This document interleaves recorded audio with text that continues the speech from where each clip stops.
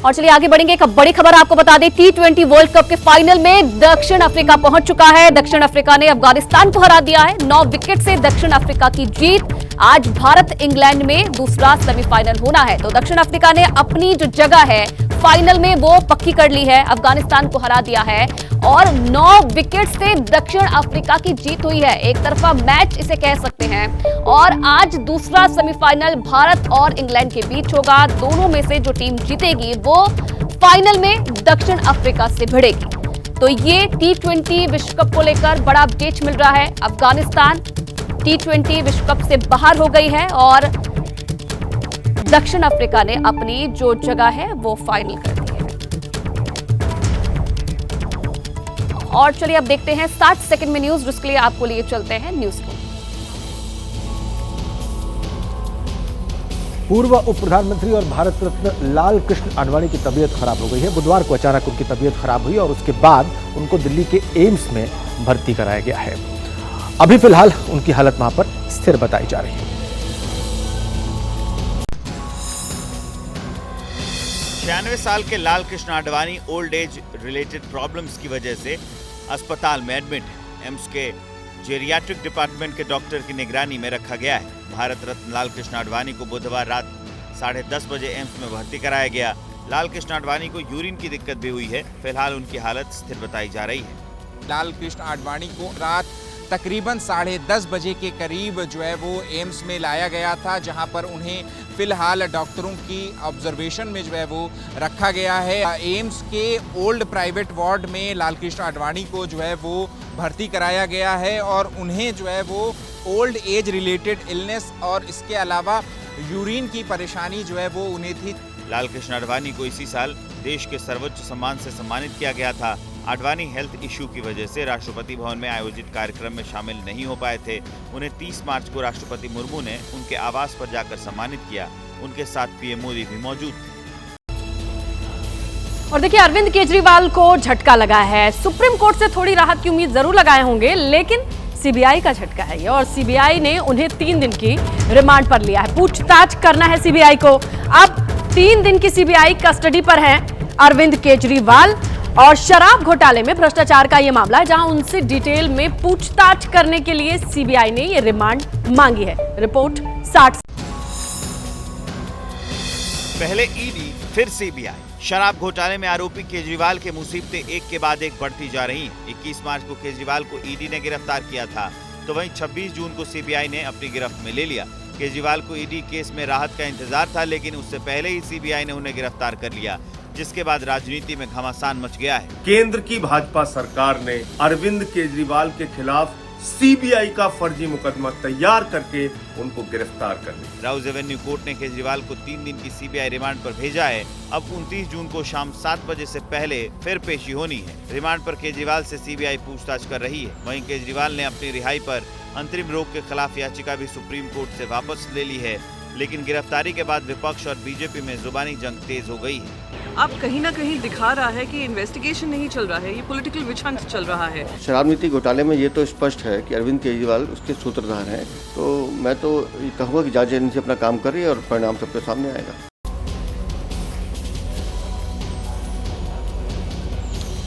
आज लोकसभा के सत्र का चौथा दिन है। 18वीं लोकसभा के सत्र का चौथा दिन है और आज से ही राज्यसभा के सत्र का भी आगाज हो रहा है। राष्ट्रपति द्रौपदी मुर्मू आज संसद के दोनों सदनों को संयुक्त रूप से संबोधित करेंगी और अपने इस संबोधन में वो सरकार के अगले 5 साल के कामकाज का पूरा रोड मैप सामने रखेंगे। लोकसभा में मोदी सरकार के इम्तिहान का ट्रेलर तो देखने को मिल गया है, लेकिन आज से राज्यसभा के सेशन का भी आगाज होगा। ऐसे में राज्यसभा में भी अब हंगामे के आसार हैं। राष्ट्रपति द्रौपदी मुर्मू आज दोनों सदनों की संयुक्त बैठकों को संबोधित करेंगी। अपने अभिभाषण में राष्ट्रपति सरकार के अगले 5 साल का रोड मैप बताएंगी। राष्ट्रपति मुर्मू का अभिभाषण सुबह 11 बजे होगा। इसके बाद सरकार की तरफ से दोनों सदनों में धन्यवाद प्रस्ताव पेश किया जाएगा, जिस पर सदस्य चर्चा करेंगे। आज से राज्यसभा का सत्र भी शुरू हो रहा है। राज्यसभा का पहला सत्र काफी हंगामेदार रहने के आसार हैं, क्योंकि विपक्ष ने कई मुद्दों पर सरकार के घेराव और हंगामे की तैयारी की है, जिसमें NEET paper leak, UGC NET परीक्षा रद्द, जम्मू कश्मीर में आतंकवादी हमले, रेल हादसे, महंगाई जैसे मुद्दे शामिल हैं। ये वो मुद्दे हैं जिन्हें विपक्ष सदन में सरकार के खिलाफ हथियार बनाएगा। ऐसे में संसद में आज विपक्ष सरकार को बड़ी चुनौती दे सकता है और नीट पेपर लीक को लेकर विपक्ष के तेवर कितने तल्ख हैं, इसकी एक बानगी लोकसभा में शिक्षा मंत्री धर्मेंद्र प्रधान की शपथ के दौरान देखने को मिली। और देखिए, हरियाणा में 4 महीने बाद विधानसभा चुनाव होने हैं। ऐसे में दोनों ही मेन पार्टी, चाहे बीजेपी या कांग्रेस, कमर कस ली है। एक तरफ अमित शाह के घर पर मंथन हुआ, मीटिंग हुई, लगातार ये प्लान बनाया गया कि कैसे आने वाले 4 महीने के बाद की चुनौती को पार पाया जाएगा, जीत का परचम लहराया जाएगा। तो दूसरी तरफ खड़गे और राहुल गांधी ने भी अपने पार्टी के नेताओं को बुलाया, एकजुटता का पाठ पढ़ाया ताकि डट सके 4 महीने के बाद विधानसभा चुनाव के मैदान में। हरियाणा विधानसभा चुनाव में इस बार कांग्रेस और बीजेपी दोनों के ही सामने चुनौतियों का पहाड़ है, क्योंकि एक तरफ तो कांग्रेस आपसी गुटबाजी का सामना कर रही है, तो वहीं हरियाणा में लोकसभा चुनाव में बीजेपी का प्रदर्शन भी सवाल खड़े कर रहा है। यही वजह है कि हरियाणा के दंगल को जीतने के लिए दोनों ही पार्टियों ने अभी से मेगा रणनीति बनानी शुरू कर दी है। दिल्ली में आज हरियाणा बीजेपी और कांग्रेस के नेता जुटे। अमित शाह के घर पर हरियाणा विधानसभा पर मंथन हुआ, जिसमें बीजेपी अध्यक्ष जेपी नड्डा, केंद्रीय मंत्री मनोहर लाल खट्टर, हरियाणा सैनी मौजूद रहे। इसके अलावा कांग्रेस ने भी अहम मीटिंग की। कांग्रेस ने लोकसभा नतीजों पर चर्चा की और नेताओं को एकजुटता का पाठ पढ़ाया। कांग्रेस ने दावा किया कि इस बार हरियाणा में 70 से ज्यादा सीटें जीतेंगी। 90 सीट वाले हरियाणा में बीजेपी लगातार दूसरी बार सत्ता में है, लेकिन इस बार लोकसभा चुनाव में पार्टी का प्रदर्शन चिंता बढ़ाने वाला है। तो दूसरी तरफ कांग्रेस अंतर्कलह से जूझ रही है, लिहाजा दोनों ही पार्टियों के लिए ये चुनाव अग्नि परीक्षा से कम नहीं है। नीट पेपर लीक मामले में कौन कौन शामिल है, इसमें कितने किरदार हैं, इसके तार कहां से जुड़े हुए हैं, इन सब का पता लगाने के लिए सीबीआई की जांच तेज है। हरियाणा, महाराष्ट्र, गुजरात, बिहार, इन राज्यों के बाद अब उत्तराखंड से भी इसकी कड़ी जुड़ गई है। नीट पेपर लीक के विरोध में यूथ कांग्रेस आज विरोध प्रदर्शन भी करने वाली है। वो संसद का आज घेराव करेगी।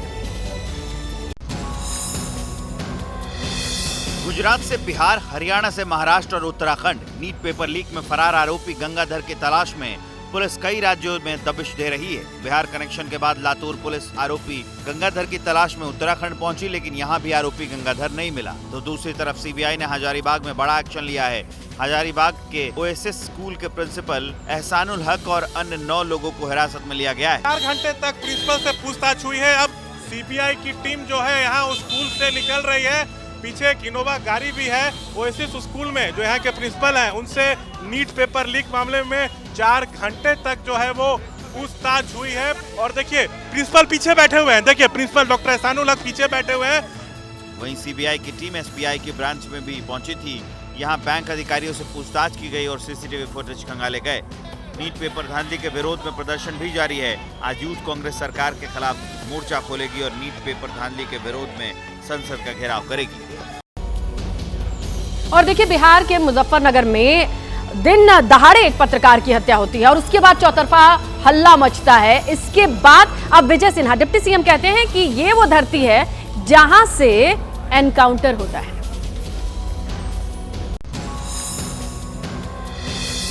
बिहार के मुजफ्फरपुर में पत्रकार की निर्मम हत्या के बाद विपक्ष लगातार सरकार पर हमलावर है। आरजेडी पत्रकार के मर्डर को लेकर सरकार पर सवाल उठा रही है, जिस पर बिहार के डिप्टी सीएम विजय सिन्हा ने कड़ा पलटवार किया है। विजय सिन्हा ने कहा है कि सरकार एक्शन में है और किसी भी अपराधी को बख्शा नहीं जाएगा। कोई भी अपराधी नहीं बचेगा, सरकार सजग है, पूरी तरह से एक्शन लेगा।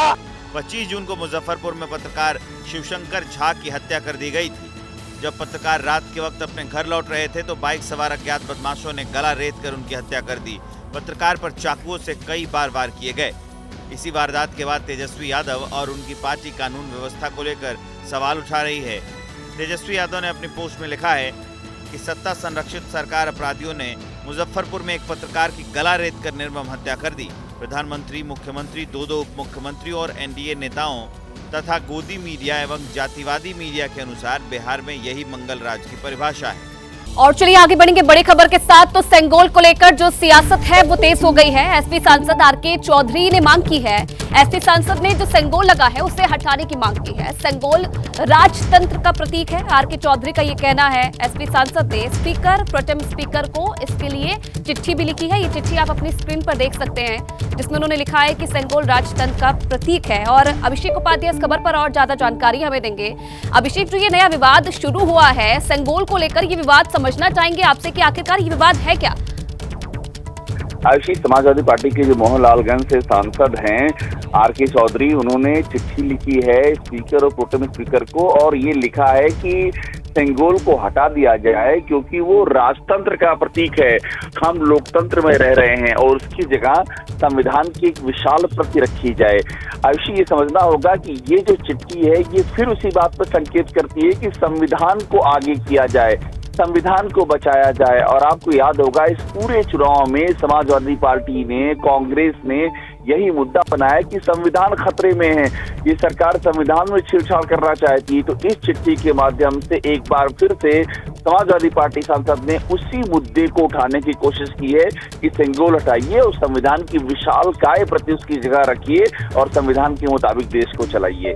आयुषी जी, ठीक है अभिषेक, बहुत धन्यवाद आपका तमाम जानकारी देने के लिए। आइए अब दिल्ली के मुख्यमंत्री अरविंद केजरीवाल की बात करते हैं, जिनकी मुश्किलें कम ही नहीं हो रही।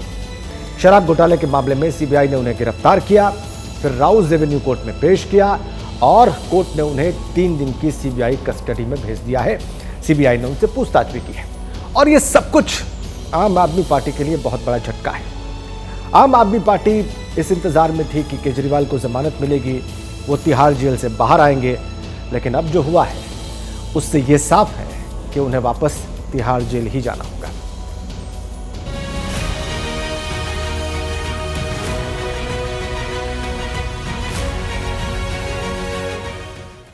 केंद्र सरकार ने सबसे ज़्यादा भेदभाव अगर किसी के साथ किया है तो वो दिल्ली सरकार के साथ और खासकर अरविंद केजरीवाल जी के साथ। किसी को ये गुमान ना रहे कि वही सब कुछ है। उसके पूर्व अंधेरा था, उसके बाद सन्नाटा होगा। केंद्र की भाजपा सरकार ने सीबीआई के अधिकारियों के साथ मिलकर एक बड़ी साजिश रची है। शराब नीति घोटाले में ये तो स्पष्ट है कि अरविंद केजरीवाल उसके सूत्रधार हैं और सीधा सीधा उनकी इन्वॉल्वमेंट है। जांच एजेंसी अपना काम कर रही है और परिणाम सबके सामने आएगा। परेशानियां हाथ धोकर पीछे पड़ती, ये तो सुना था, लेकिन शराब घोटाले में लगता है कि मुसीबत नहा धोकर केजरीवाल के पीछे पड़ गई। ईडी की गिरफ्त से जमानत का मामला पूरी तरह सुलझा भी नहीं था कि सीबीआई ने गिरफ्तार कर लिया। उन्हें दिल्ली के राउज एवेन्यू कोर्ट में पेश किया गया। सीबीआई ने 5 दिन की कस्टडी मांगी, लेकिन कोर्ट ने अरविंद केजरीवाल को 3 दिन की सीबीआई रिमांड में भेज दिया। सीबीआई को 29 जून की शाम 7 बजे से पहले अरविंद केजरीवाल को कोर्ट में दोबारा पेश करना होगा। केजरीवाल की पेशी के दौरान राउज एवेन्यू कोर्ट में क्या हुआ, हम आपको बताते हैं। सुनवाई के दौरान केजरीवाल के वकील ने कहा कि अगर उन्हें गिरफ्तार करना था तो ये पहले क्यों नहीं किया गया। इस पर सीबीआई के वकील ने कहा कि सुप्रीम कोर्ट ने केजरीवाल को अंतरिम जमानत दी थी, जमानत के दौरान उन्हें गिरफ्तार किया जाता तो गलत संदेश जाता। सीबीआई के वकील ने दावा किया कि केजरीवाल ने सारा दोष मनीष सिसोदिया पर डाल दिया है। केजरीवाल के वकील ने इसे पूरी तरह से गलत बताया। उनका कहना था कि केजरीवाल ने ऐसा कोई बयान नहीं दिया। सीबीआई के वकील ने कोर्ट से केजरीवाल की 5 दिन की कस्टडी मांगी। इस पर केजरीवाल के वकील ने अदालत से कहा कि क्या गिरफ्तारी जरूरी थी, क्या रिमांड की जरूरत है, यह अदालत को देखना चाहिए। दोनों पक्षों को सुनने के बाद अदालत ने केजरीवाल को 3 दिन की सीबीआई कस्टडी पर भेजने का फैसला सुना दिया। केजरीवाल की सीबीआई गिरफ्तारी बड़े ही नाटकीय अंदाज में हुई। दरअसल 25 जून को दिल्ली हाई कोर्ट ने अरविंद केजरीवाल को राउज एवेन्यू कोर्ट से मिली जमानत को खारिज कर दिया और केजरीवाल इस फैसले को सुप्रीम कोर्ट में चुनौती देने की योजना बना रहे थे कि उसी शाम यानी 25 जून को सीबीआई ने कोर्ट से इजाजत लेकर तिहाड़ में 2 घंटे पूछताछ की। सीबीआई की अर्जी पर राउज एवेन्यू कोर्ट से प्रोडक्शन वारंट जारी हुआ। फिर अगले दिन यानी 26 जून को प्रोडक्शन वारंट पर राउज एवेन्यू कोर्ट में केजरीवाल की पेशी। कोर्ट की इजाजत से सीबीआई ने कोर्ट में केजरीवाल से पूछताछ की। पूछताछ के बाद केजरीवाल को कोर्ट में गिरफ्तार किया गया। सीबीआई ने अदालत से केजरीवाल की 5 दिन की कस्टडी मांगी। कोर्ट ने केजरीवाल को 3 दिन की सीबीआई कस्टडी में भेज दिया और इसके बाद राजनीति को नई रफ्तार मिल गई। जुर्म, अत्याचार, जाति की इंतहा हो गई। ऐसे समय में जब सुप्रीम कोर्ट से अरविंद केजरीवाल जी को जमानत मिलने की पूरी संभावना है, उससे पहले केंद्र की भाजपा सरकार ने सीबीआई के अधिकारियों के साथ मिलकर एक बड़ी साजिश रची है और ये साजिश है अरविंद केजरीवाल के खिलाफ सीबीआई का फर्जी मुकदमा तैयार करके उनको गिरफ्तार करने की। पूरा देश देख रहा है बीजेपी की जागती, पूरा देश देख रहा है केंद्र सरकार का जुर्म, पूरा देश देख रहा है उनका अत्याचार और अन्याय। जो संजय सिंह ने कैमरे पर कहा, अरविंद केजरीवाल की पत्नी सुनीता केजरीवाल ने वही सोशल मीडिया पर लिखा। 20 जून अरविंद केजरीवाल को बेल मिली, तुरंत ईडी ने स्टे लगवा लिया। अगले ही दिन सीबीआई ने एक्यूज्ड बना दिया और आज गिरफ्तार कर लिया। पूरा तंत्र इस कोशिश में है कि बंदा जेल से बाहर ना आ जाए। ये कानून नहीं है, ये तानाशाही है, इमरजेंसी है। बीजेपी पर हमले की जो शुरुआत आम आदमी पार्टी ने की, उसे इंडिया गठबंधन के साथियों ने आगे बढ़ाया। जिस तरीके से अरविंद केजरीवाल को सीबीआई हिरासत में ले लेती है, रात को ले लेती है, अब कहीं ना कहीं दिखा रहा है कि इन्वेस्टिगेशन नहीं चल रहा है, ये पॉलिटिकल विच हंट चल रहा है। सीबीआई अगर इंडिपेंडेंट एजेंसी होती तो वो तौर तरीके समझती कि वो भी एक संवैधानिक पद पे हैं, वो जननायक है, जनता ने उनको चुनकर भेजा है, मुख्यमंत्री की जिम्मेदारी दी है। इस तरीके से उनकी बेइज्जती करना, इस तरीके से इन्वेस्टिगेशन की आड़ में अपनी पॉलिटिक्स करना, मैं मानती हूँ सरासर गलत है। और केंद्र सरकार अगर इससे भी बाज नहीं आई, देश की जनता ने अभी 240 पे रखा है, बहुत जल्दी 40 पे भी नहीं छोड़ेगी। वो जनता के लिए काम करना चाहते हैं, जनता का स्वास्थ्य कैसे बेहतर हो, उनको सही शिक्षा कैसे मिले और सुविधाएं कैसे मिल पाएं। वहीं केंद्र सरकार लगातार रोड़ा अटका रही है, उनको तकलीफ परेशानी पहुंचा रही है और जब उन्हें हर जगह से राहत मिलने का काम शुरू हो गया, जब वो बाहर आ जाते, ये केंद्र सरकार की जानकारी में होगा कि वो बाहर निकल आएंगे, वो निकल ना पाएं, जनता के बीच में ना पहुंच पाएं, सरकार ठीक से न चला पाएं, इसलिए फिर उन पे न जाने कौन सा मुकदमा लगा करके फिर उनको फंसा दिया गया। किसी को ये गुमान ना रहे कि वही सब कुछ है, उसके पूर्व अंधेरा था, उसके बाद सन्नाटा होगा। इस बार का मैंडेट भी वही संदेश देता है। देखिए, मैं तो सीधे तौर पर देख रहा हूं, मैंडेट का झटका के बावजूद ये अथॉरिटेरियन तेवर खत्म नहीं हुए। ईडी, आईटी, सीबीआई को अपने दरवाजे पे बांध के बैठे हुए हैं ये लोग। सुबह सुबह रवाना करते हैं, आज फलानी जगह जाओ, आज चिलानी जगह जाओ, आज ढमकानी जगह जाओ, तो जनता सब कुछ देख रही है। लेकिन दिल्ली बीजेपी के अध्यक्ष वीरेंद्र सचदेवा ने एक ही बयान से अगला पिछला सारा हिसाब चुकता कर दिया। सौरभ भारद्वाज, आतिशी मार्लेना, संजय सिंह, इन सबको कांग्रेस से पूछना चाहिए, क्योंकि सीबीआई जिस शिकायत पे काम कर रही है वो कांग्रेस ने ही की थी। तो अब इनको ये पूछना चाहिए राहुल गांधी से कि आपने हमारे साथ जब अलायंस किया था तो फिर इस शिकायत को वापस क्यों नहीं लिया था। सीबीआई तो कार्रवाई कर रही है, और अगर आपने अपराध किया है तो जांच एजेंसी अपना काम करेगी। बीजेपी ने बॉल विपक्ष के कोर्ट में डाल दी है। ये गेंद गिल्ली उड़ाती है या सिक्सर बनकर मैदान से बाहर आती है, देखना दिलचस्प होगा। तो इधर नीट यूजी पेपर लीक मामले में सीबीआई ने कई अहम सबूत जुटाए हैं। वहीं इस मामले में पटना की बेऊर जेल में बंद चिंटू और मुकेश को 7 दिन की सीबीआई रिमांड पर भेजा गया है। तो एक और किंगपिन गंगाधर की तलाश में पुलिस उत्तराखंड पहुंच गई है। तो सीबीआई की टीम झारखंड के हजारीबाग में एक्शन मोड में है। वहां के ओएसएस स्कूल के प्रिंसिपल एहसानुल हक को लंबी पूछताछ के बाद सीबीआई ने कस्टडी में लिया है। शक यहां ये जताया जा रहा है कि यहीं से पेपर लीक हुआ था।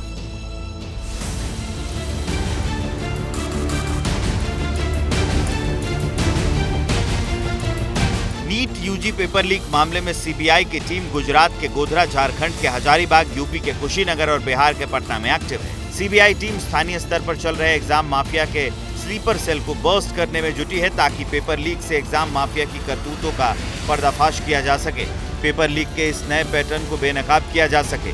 गुजरात, बिहार, झारखंड, हरियाणा, महाराष्ट्र के बाद उत्तराखंड से पेपर लीक के तार जुड़ने लगे। लातूर पुलिस की एक टीम फरार आरोपी गंगाधर की तलाश में उत्तराखंड पहुंची। लातूर पुलिस की जांच में पता चला कि पेपर लीक का मामला सामने आने के बाद गंगाधर दिल्ली से भागकर उत्तराखंड में कहीं छिपा बैठा है। गंगाधर का बिहार कनेक्शन भी सामने आया है। जांच में पता चला है कि गंगाधर बिहार में कुछ लोगों से लगातार संपर्क में रहता था। गंगाधर बिहार के जिन लोगों के संपर्क में था वो नीट कैंडिडेट या फिर सॉल्वर गैंग के सदस्य हो सकते हैं। पुलिस को कुछ व्हाट्सएप चैट और कॉन्टैक्ट नंबर भी मिले हैं जिनके आधार पर गंगाधर के बिहार कनेक्शन की पुष्टि हुई। पेपर लीक मामले में लातूर से फरार आरोपी इराना कोंगलवार के घर एबीपी न्यूज की टीम पहुंची तो पाया कि कोंगलवार अपने पूरे परिवार के साथ फरार है। घर के अंदर लाइट जलती पाई गई, खिड़कियां भी खुली थी लेकिन मेन गेट पर ताले लगे थे। नीट यूजी पेपर लीक मामले के पटना बेऊर जेल में बंद बलदेव कुमार और चिंटू और मुकेश से सीबीआई पूछताछ करेगी। पटना की विशेष सीबीआई अदालत ने जांच एजेंसी की अपील पर बलदेव कुमार और चिंटू और मुकेश को 7 दिन की रिमांड में भेजने का फैसला सुनाया। मामले की जांच कर रही सीबीआई की टीम आज दोनों आरोपियों को बेऊर जेल से रिमांड पर लेगी। सीबीआई को उन्हें 4 जुलाई को सुबह 11 बजे तक कोर्ट में फिर पेश करना होगा। नीट यूजी पेपर लीक मामले में सीबीआई का झारखंड के हजारीबाग में भी एक्शन जारी है। हजारीबाग के ओएसिस स्कूल के प्रिंसिपल एहसानुल हक और अन्य 9 लोगों से पूछताछ की गई। नीट परीक्षा के दिन ओएसिस स्कूल में सेंटर सुपरिटेंडेंट इम्तियाज आलम, 2 डेप्यूटी सुपरिटेंडेंट, परीक्षा के दिन ओएसिस स्कूल में एनटीए के 2 ऑब्जर्वर, 4 इन्विजिलेटर से सीबीआई की टीम ने पूछताछ की। हजारीबाग के एसबीआई बैंक के उस ब्रांच में भी सीबीआई की टीम पहुंची जहां स्ट्रांग रूम में पेपर रखे हुए थे। वहां बैंक अधिकारियों से पूछताछ की गई और सीसीटीवी फुटेज भी खंगाले गए। नीट यूजी पेपर लीक का कनेक्शन बिहार के नालंदा से भी जुड़ने लगा है। अब तक इस मामले में नालंदा से 6 लोगों को गिरफ्तार किया जा चुका है, लेकिन यही का रहने वाला संजीव मुखिया अभी भी पुलिस की गिरफ्त से दूर है। संजीव मुखिया को ही इस मामले का मास्टरमाइंड बताया जा रहा है। संजीव मुखिया ने नालंदा कॉलेज ऑफ हॉर्टिकल्चर के प्रिंसिपल के नाम पर छुट्टी की अर्जी दी थी, जिसमें संजीव मुखिया ने 6 मई को अपने तबीयत खराब होने का हवाला दिया था और अस्पताल में भर्ती होने की बात कही थी। दरअसल संजीव मुखिया इसी कॉलेज में तकनीकी सहायक के पद पर काम करता है। नीट पेपर लीक का राजस्थान कनेक्शन भी सामने आ गया है। जोधपुर एम्स का छात्र यूपी के डॉक्टर के बेटे की जगह बिहार में परीक्षा देने गया था। राज से उसकी मुलाकात कोटा में हुई थी और वही पैसे की डील भी हुई थी।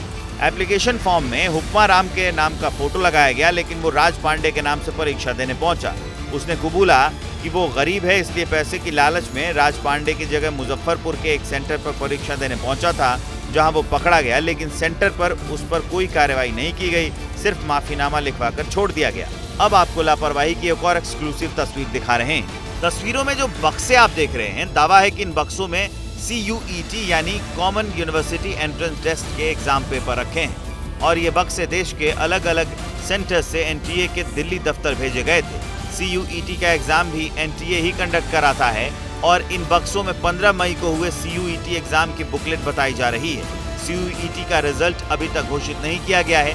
ऐसे समय में जब नेट का एग्जाम कैंसिल किया जा चुका है, तो क्या CUET की बुकलेट्स को इस तरह खुलेआम रखना NTA की एक और बड़ी लापरवाही नहीं है?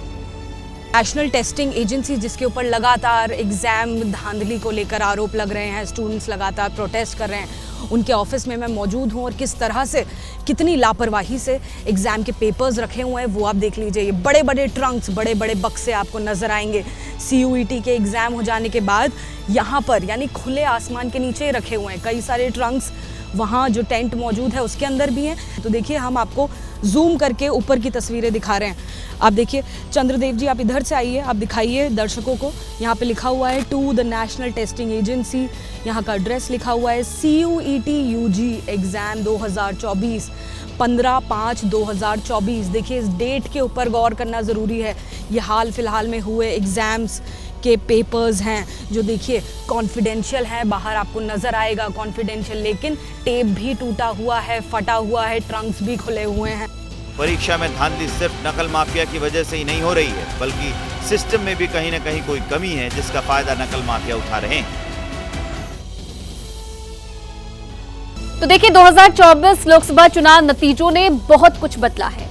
बदली हुई है संसद के भीतर की तस्वीर भी, और पूरे 10 साल बाद सदन के भीतर विपक्ष को अपना सेनापति मिल गया है। नेता विपक्ष के तौर पर राहुल गांधी अपनी जिम्मेदारी संभाल चुके हैं, लेकिन ये इतना आसान नहीं होगा। विपक्ष के सेनापति के तौर पर और संवैधानिक पद पर होने की वजह से राहुल गांधी को कई जिम्मेदारियां निभानी है।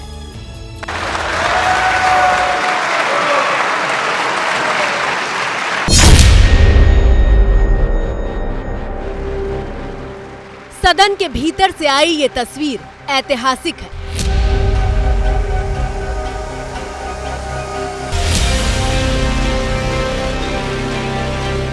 जब जब राहुल गांधी के राजनीतिक करियर की चर्चा की जाएगी, उसमें सबसे पहले इस तस्वीर का जिक्र किया जाएगा।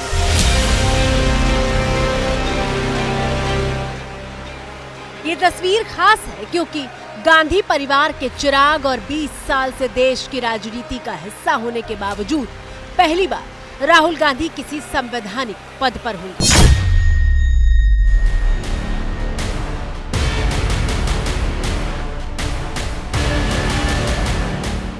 18वीं लोकसभा के लिए राहुल गांधी को नेता प्रतिपक्ष चुना गया है।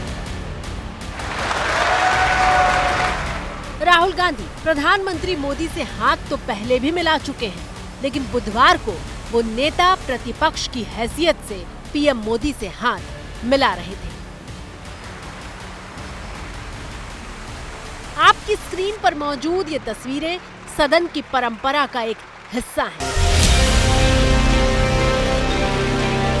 कैसे, वो देखिए। ओम बिरला को 18वीं लोकसभा के लिए स्पीकर चुना गया। स्पीकर चुने जाने के बाद पीएम मोदी संसदीय कार्य मंत्री किरण रिजिजू के साथ अपनी सीट से उठकर ओम बिरला की सीट पर आकर उन्हें बधाई देते हैं।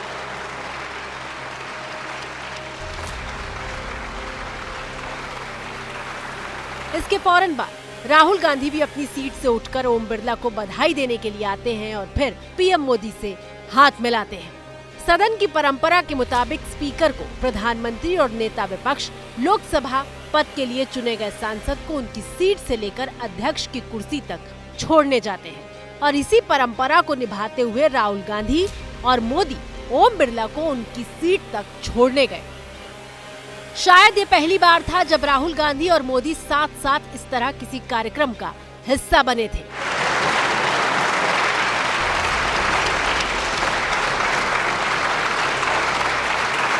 लोकसभा अध्यक्ष के आसन तक पहुंचने के बाद एक बार फिर मोदी और राहुल ओम बिरला को बधाई देकर हाथ मिलाते हैं। आपके चेयर है, आप संभालें please.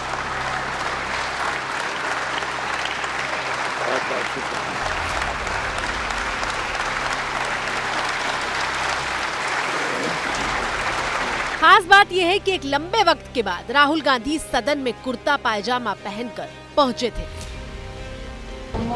Sir, new job today as an NOP, how are you? Excited है आप सर? आप एनओपी के तौर पे आप नेता विपक्ष बन गए, पहला दिन है आपका राहुल जी। भारत जोड़ो यात्रा से लेकर चुनाव प्रचार के अभियान तक राहुल गांधी टी शर्ट और कार्गो में ही देखे गए। यहाँ तक कि सत्र के पहले दिन से लेकर राहुल गांधी जब शपथ लेने आए उस दिन भी उन्होंने टी शर्ट और कार्गो पैंट पहन रखी थी। I, Rahul Gandhi, having been elected a member of the House of the People, do solemnly affirm that I will bear true faith and allegiance to the Constitution of India.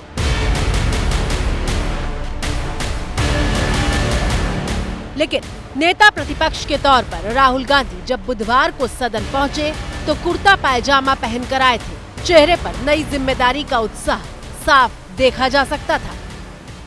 नेता प्रतिपक्ष के तौर पर राहुल गांधी ने संसद में अपना पहला वक्तव्य भी रखा। मौका ओम बिरला को स्पीकर चुने जाने पर बधाई देने का था। राहुल ने इस बात को प्रमुखता से रखा कि विपक्ष की आवाज को दबाई न जाए। I'd like to congratulate you on behalf of the entire opposition, on behalf of the India Alliance. Speaker sir, the question is not how efficiently the House is run. The question is how much of India's voice is being allowed to be heard in this House. Speaker sir, so the idea that you can run the House efficiently by silencing the voice of the opposition is a non-democratic idea.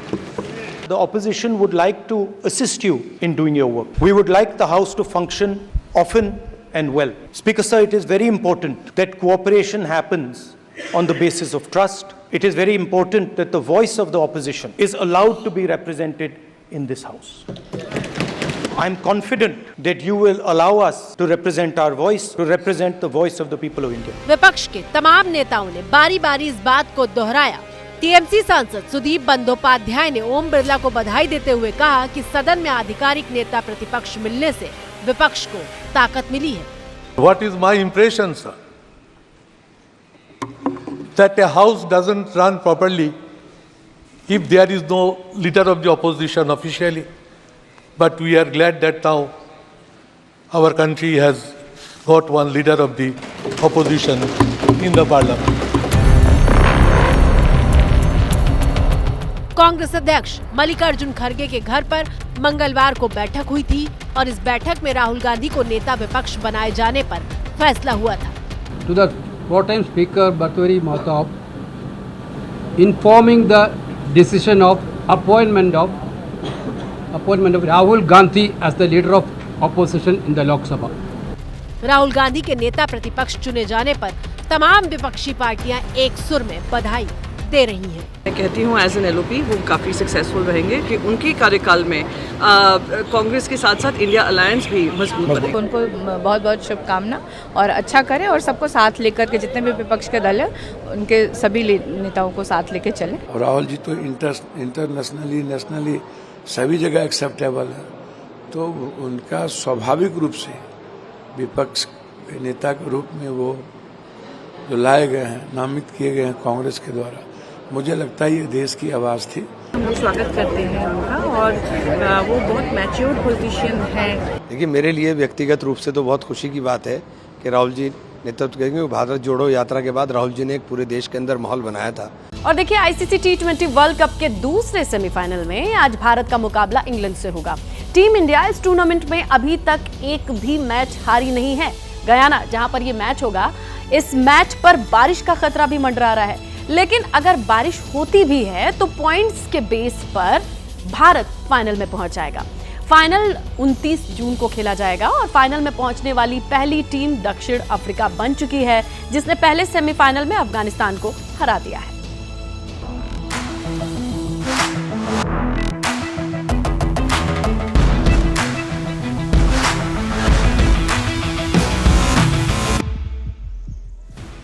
ICC T20 world cup 2024 में अभी Ajay team India 2007 के बाद दूसरा टी20 world cup जीतने से बस 2 कदम दूर है।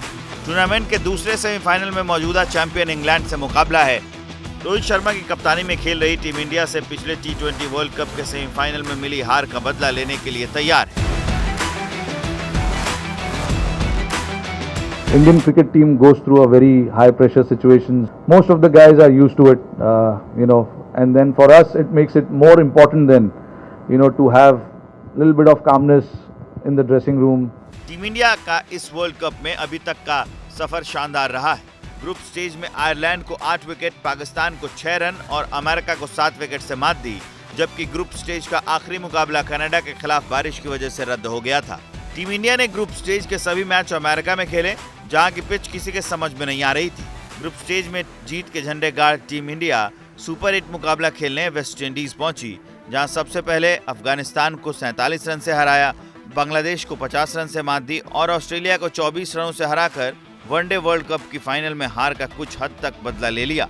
और अब सेमीफाइनल में इंग्लैंड को मात देकर भारतीय टीम फाइनल में पहुंचना चाहेगी और पिछली बार के हार का बदला लेना चाहेगी।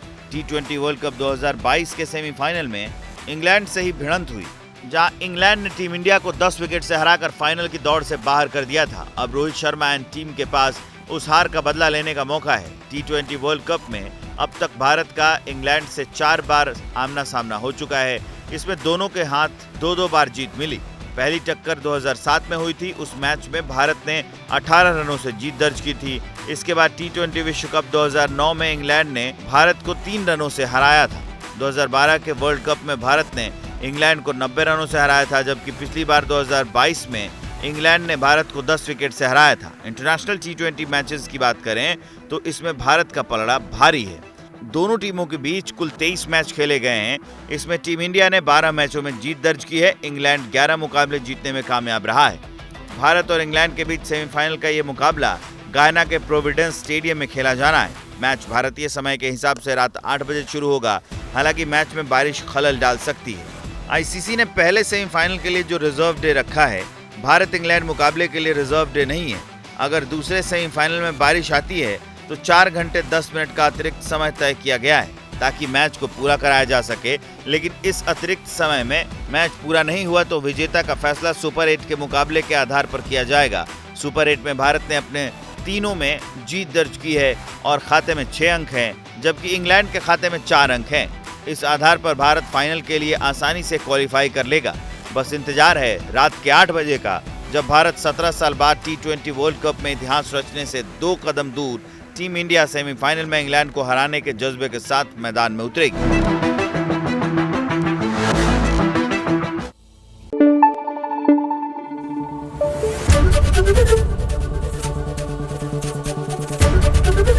ABP न्यूज आपको रखे आगे।